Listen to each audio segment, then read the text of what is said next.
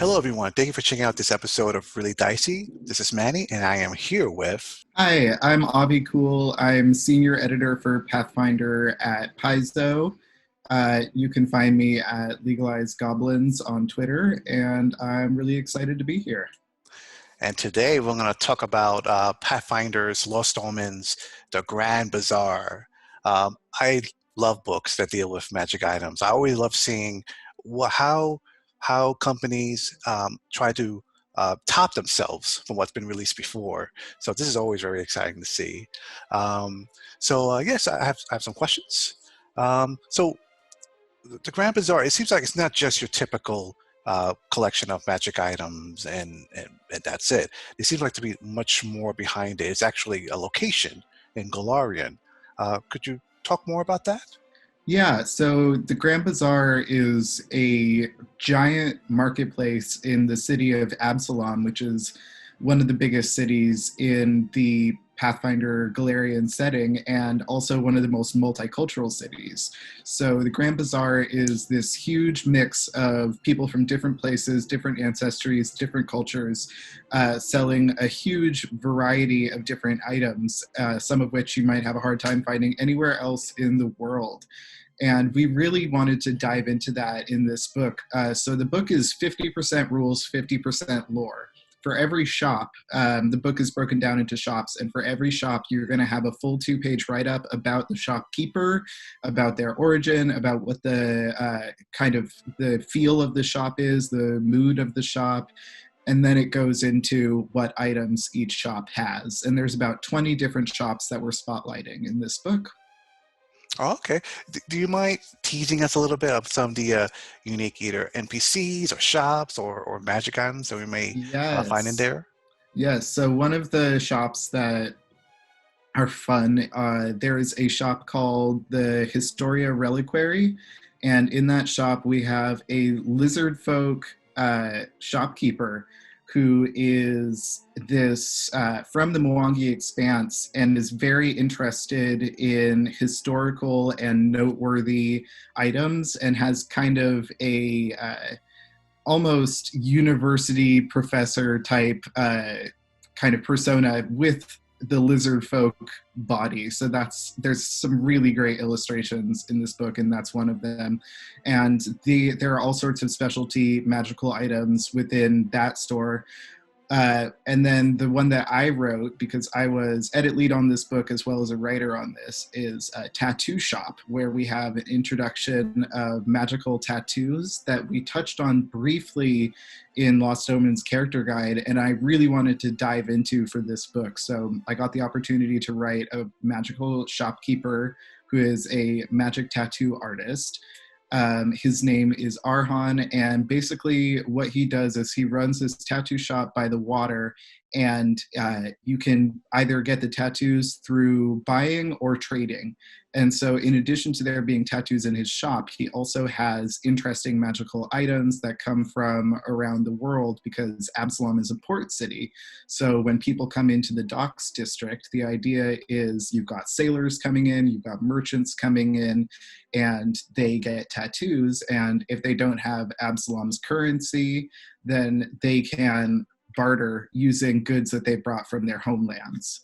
And then in addition to that, we do have 4 new tattoos in this book as well that are magical in nature. And those are super fun. I can talk about them if you'd like. Oh, please, please. Yeah. So the one that I wanted to give away is a tattoo called Enveloping Light, which it starts at 3rd level and scales up. And what I wanted to do with that is this.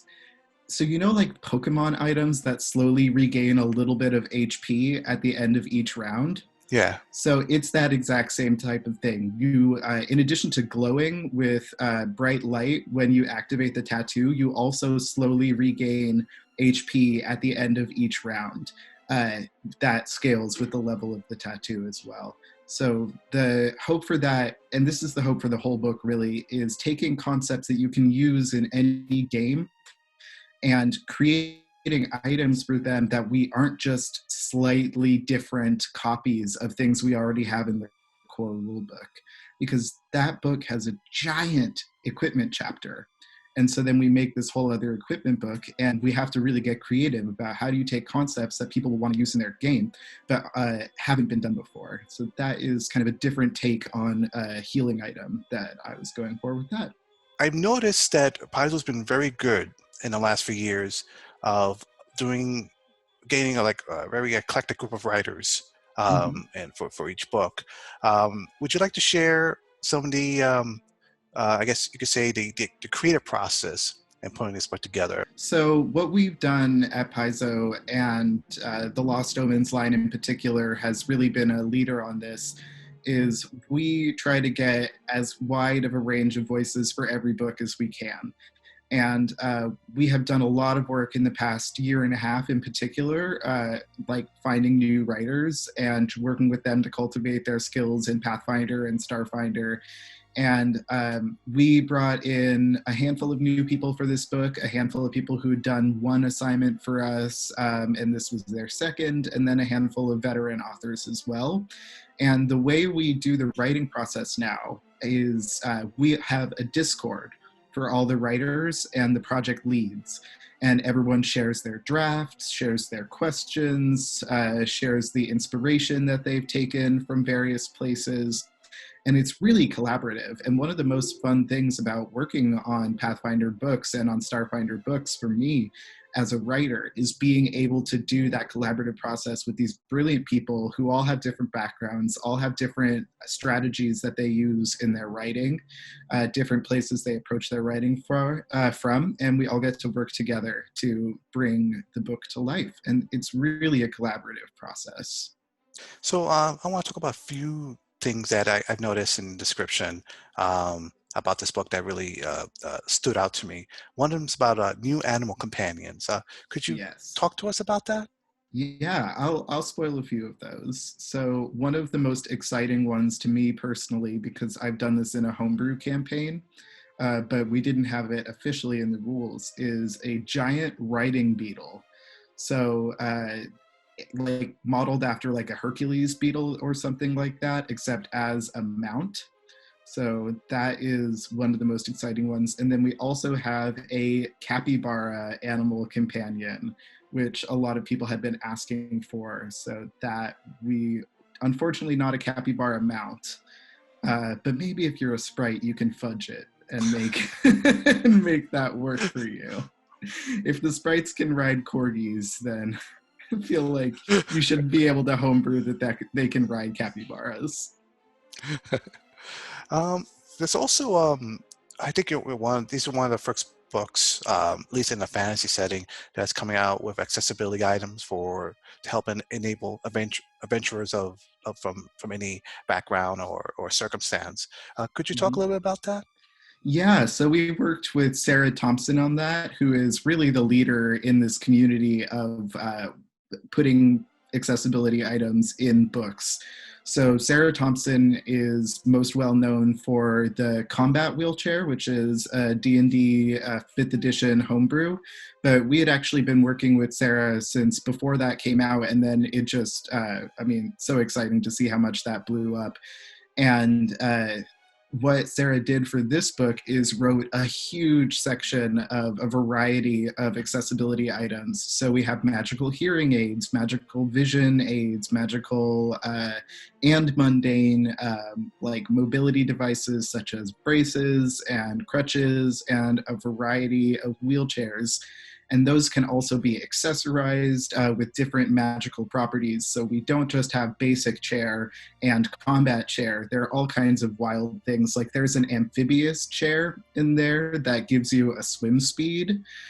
So lots of fun magic options with the chairs, in addition to just being a tool for getting around. You mentioned before there's also a lot of new rules in this as Mm-hmm. well. What tools does the book offer for game masters? So the book is organized in, this was really important when we were figuring out the outline of the book. We wanted to have this structure where it can feel for the PCs like they are walking into a store and have this whole array of magic items to choose from a specific shop front, but we also want the book to be super usable for GMs. So the way that we balance that is there are two aspects that really lean toward the GMs. The first one is we do have a huge treasure index at the end of the book that makes it really easy to find. If you're looking for treasure of a certain level, of a certain type, you can find it in that index really easily as the GM versus having to just scroll through it or flip through the whole book. So it's similar to the treasure tables we have in the core rulebook. And then the other tool that we put in for GMs specifically is every single shopkeeper has 3 or 4 different adventure hooks at the end of their section. So there are dozens of adventure hooks in this book for every, cumulatively across all these shops. So there should be lots for the GM to take inspiration from. Excellent. Is there anything else about the book that you want to share that I haven't asked you about? Yeah, I mean, I thought I would tease another one of the magic items because I thought this one was very fun.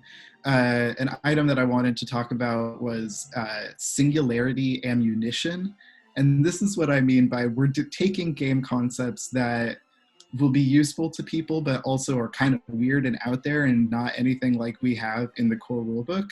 So this is a type of ammunition that when you fire it, it pulls people close to it before collapsing in on itself and exploding. So look for things like that that have really practical use in the battlefield, but are just wild and wacky. And like there's an electric eel snare in this book. No eels were harmed in the making of this snare. We wanted to make sure that was clear. But yeah, just like the wacky items are really fun. When you read through this book, you'll be surprised by how much it makes you laugh. I've never read a game book that made me laugh repeatedly in the same way that editing this book did. It's by far the most fun, like purely fun book that I've ever worked on. And I have worked on many, many, many books over the past 3 years. So I'm really, really so excited for people to see it. Well, I'm excited to see this as well. Excellent. So this will be out October 13th? I believe that is correct. Yeah, we had some shipping hold up because everything in the shipping world right now is very challenging. And it's been hard for all the writers in particular, I know, to wait for that later date. But yes, we should be getting, everyone can get their hands on it very soon. Excellent. Well, everyone out there, I hope you enjoyed this. Let us know some of your favorite magic items that you come across during your time as role players. So everyone have a good day. Please get your shots and be safe out there. Take care.